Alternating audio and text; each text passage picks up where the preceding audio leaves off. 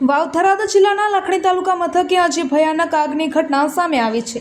ગેળા road પર bus stand નજીક આવેલ શોપિંગ સેન્ટરમાં ત્રીજા માળે સ્થિત ઇલેક્ટ્રોનિક સામાનના ગોડાઉનમાં અચાનક આગ ભભૂકી ઉઠતા અફરાતફરીનો માહોલ સર્જાયો હતો। આગ એટલી વિકરાળ હતી કે થોડીક જ વારમાં બાજુમાં આવેલી કાપડ સહિતની 3 દુકાનો પણ પોતાની ચપેટમાં લઈ લીધી હતી।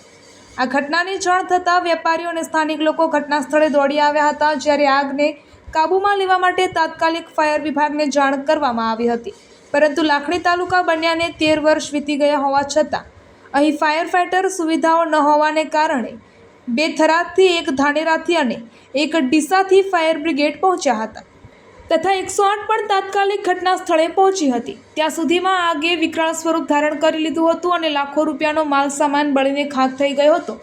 ખાસ કરીને સિઝનના સમયમાં વેપારીઓને મોટું આર્થિક નુકસાન વેઠવાનો વારો આવ્યો છે। પ્રાથમિક માહિતી અનુસાર આગ એસીના કોમ્પ્રેસર ફાટવાના કારણે લાગી હોવાનું અનુમાન વ્યક્ત કરવામાં આવી રહ્યું છે। ઘટનાની જાણ થતાં પોલીસ પણ સ્થળ પર પહોંચી તપાસ હાથ ધરી હતી। આગ કાંડ બાદ સ્થાનિકોમાં રોષનો માહોલ જોવા મળી રહ્યો છે અને લાખણીમાં તાત્કાલિક ફાયર ફાઇટર સુવિધા ઉપલબ્ધ કરાવવા માટે જોરદાર માંગ ઉઠી રહી છે। મોટી સંખ્યામાં લોકો ઘટના સ્થળે ઉમટી પડતા વિસ્તારમાં ભારે ભીડ જોવા મળી હતી।